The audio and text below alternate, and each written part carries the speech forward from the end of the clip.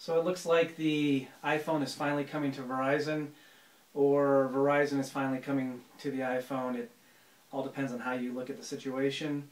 According to the Wall Street Journal and a couple other sources, Apple has finally signed a deal with Verizon to bring the iPhone to the market on the Verizon network in the first part of 2011, so sometime before March of next year. So there is still a little bit of a gap between now and then. So the biggest issue was Apple's got iTunes on the iPhone, and Verizon's got Rhapsody on its smartphones, but apparently Apple and Verizon have come to some sort of music agreement on how they're going to promote their music on the Verizon network.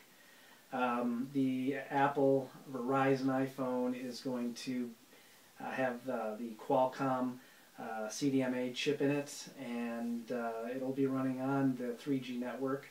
A couple of things, you'll have Verizon and now you'll have AT&T, and what's the differences between the two? Well, Verizon a couple months ago said that their 3G coverage was 5 times greater than AT&T's, and that is indeed true. In fact, AT&T tried to sue Verizon, and they lost out on that. But AT&T does have a larger overall coverage area than Verizon, but Verizon's 3G coverage is definitely better than AT&T. So that'll be a bonus to customers who are looking for more 3G coverage across the country.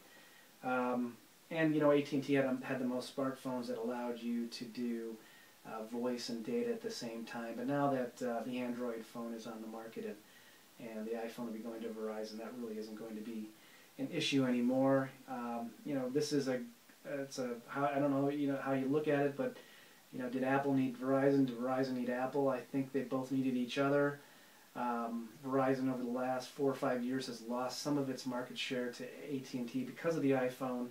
The exact numbers are really too hard to figure out, but also Apple has lost some market share, quite a bit of it, to the Android platform, and so now they're looking to expand their market share, and Verizon's the way to do it. I mean, Verizon has, according to ComScore, 31% of the market, and AT&T has 25%, and that's 31% of the market that really hasn't had an opportunity to use the iPhone because they're Verizon customers.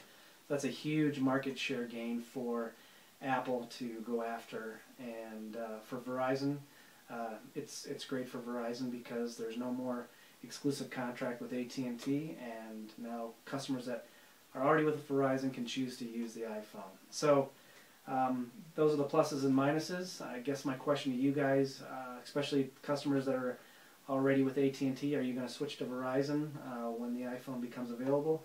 And if you're a Verizon customer, are you going to switch to the iPhone when the iPhone becomes available on the Verizon network?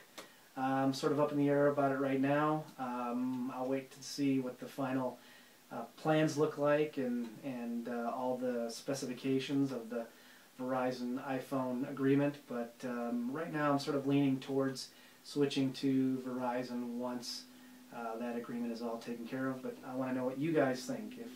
Are you going to be jumping from AT&T to Verizon? You're going to be sticking with AT&T?